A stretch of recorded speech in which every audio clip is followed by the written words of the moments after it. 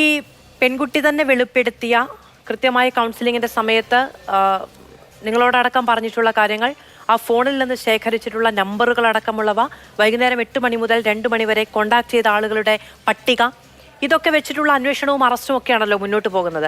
നേരത്തെ ഇപ്പോൾ ശ്രീമതി സോയ ചൂണ്ടിക്കാണിച്ച ചില കാര്യങ്ങൾ, ഇത്രയും കാലപ്പഴക്കമുണ്ട് എന്നുള്ളത് കൊണ്ട് രക്ഷപ്പെട്ടു പോകാവുന്ന തരത്തിലുള്ള തെളിവുകൾ മാത്രമേ നിലവിൽ നിയമവ്യവസ്ഥയ്ക്ക് മുന്നിലുള്ളൂ, അതോ ഇതിനൊരു പരിഹാരം കണ്ടെത്താൻ നമുക്ക് നമ്മുടെ നിയമവ്യവസ്ഥയ്ക്ക് കഴിയുമെന്നൊരു ആത്മവിശ്വാസം പ്രാഥമികമായ ഘട്ടത്തിൽ ഇത് പരിഗണിച്ച കേട്ടയാളെന്ന നിലയ്ക്ക് അങ്ങേക്കുണ്ടോ?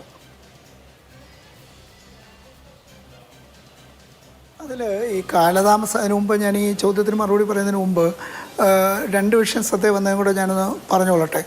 ഒന്ന്, ഈ പേരൻറ്റിങ്ങിൻ്റെ കാര്യം പറഞ്ഞു വന്നപ്പോൾ ഞാൻ ഒരിക്കലും അതൊരു വിക്ടിമിൻ്റെ, ഇരയുടെ പേരൻറ്റിങ്ങിനെ സംബന്ധിച്ചല്ല സൂചിപ്പിച്ച്, കുട്ടികളുടേത് എന്ന് പൊതുവിൽ ഞാൻ സൂചിപ്പിച്ചു എന്നുള്ളതേ ഉള്ളൂ. അതിനകത്ത് അത് പ്രതിയായിട്ട് നാളുകളിൽ ഇരയൊക്കെ ആകുന്നത് പിന്നീട് ഈ ഇൻസിഡൻറ്റിന് ശേഷമാണല്ലോ. അതുകൊണ്ട് തന്നെ ഇരയാവാതിരിക്കാൻ അല്ലെങ്കിൽ പ്രതിയാവാതിരിക്കാൻ പറ്റുന്ന തരത്തിലേക്കുള്ള ഒരു മികവ് കുട്ടികൾക്കുണ്ടാക്കിയെടുക്കണം എന്നേ ഞാനതുകൊണ്ട് ഉദ്ദേശിച്ചുള്ളൂ. പിന്നെന്നുള്ളത് ഈ സെക്സ് എഡ്യൂക്കേഷൻ്റെ കാര്യത്തിൽ, സെക്സ് എഡ്യൂക്കേഷൻ ഇപ്പം നമ്മുടെ കരിക്കുലത്തിൻ്റെ ഭാഗമാണ്. അത് BEdൻ്റെ അടക്കം, അതായത് ഇപ്പോൾ BEd പഠിക്കുന്നവർക്ക് അവരുടെ സിലബസിൻ്റെ ഭാഗമായിട്ടുണ്ട്.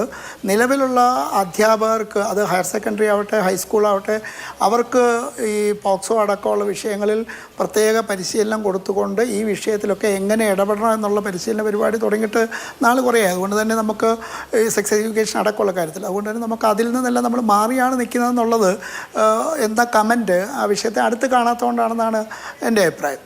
പിന്നെ ഇവിടെ സൂചിപ്പിച്ച കേസിൻ്റെ സ്ഥിതിയെ സംബന്ധിച്ച്, അത് ഈ പറഞ്ഞതുപോലെ താമസിച്ചു പോയി, വൈകിപ്പോയി എന്നുള്ളത് മാത്രം കേസിൽ നിന്ന് പ്രതികൾക്ക് രക്ഷപ്പെടാനൊരു കാരണമാകുമെന്ന് ഞാൻ കരുതുന്നില്ല. എൻ്റെ ഒരു അഭിഭാഷക അനുഭവം കൂടി വെച്ചുകൊണ്ട് പറയട്ടെ, അതൊരു കാരണമല്ല. മറ്റെന്തെങ്കിലുമൊക്കെ ചേർന്ന് വന്നാൽ മാത്രമാണ് അതിനൊരു ദൗർബല്യം ഉണ്ടാവാനുള്ള സാധ്യത. പക്ഷേ കൃത്യമായ, വ്യക്തമായ, പര്യാപ്തവും പ്രകടവുമായ തെളിവുകൾ നിലവിലുണ്ട് അല്ലേ? അതെ, ആ സമയത്ത് വന്നിരുന്നത് പോലെ ഇല്ല എന്നുള്ളത് വസ്തുത തന്നെയാണ്. പക്ഷേ എന്നാലും കേസിൽ പ്രതികൾ രക്ഷപ്പെടാൻ തക്കതാണ് ഇപ്പോഴത്തെ ഒരു സ്ഥിതി എന്നുള്ള ചിന്ത എന്നെ സംബന്ധിച്ച് ഇല്ല.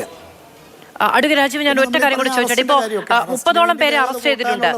64 പേരുടെ പേർ എന്നുള്ളതാണ് നമ്മുടെ മുന്നിലുള്ള ഒരു കണക്ക് എന്ന് പറയുന്നത്. ചിലർ നാട് വിട്ടു പോയിട്ടുണ്ട് ഈ സംഭവം അറിഞ്ഞത് മുതൽ എന്നും പറയുന്നു.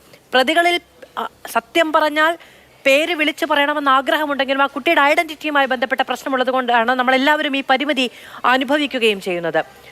ആ ആളുകളെ പൂർണ്ണമായും നിയമത്തിന്റെ പരിധിയിലേക്ക് കൊണ്ടുവരാൻ കഴിയുമോ? തീർച്ചയായും അത് കൊണ്ടുവരേണ്ടതാണല്ലോ. കാരണം കുട്ടി ഞങ്ങളോട് പറയുമ്പോൾ 64ഓളം പേരെന്നുള്ളത് എനിക്ക് പറഞ്ഞു. അത്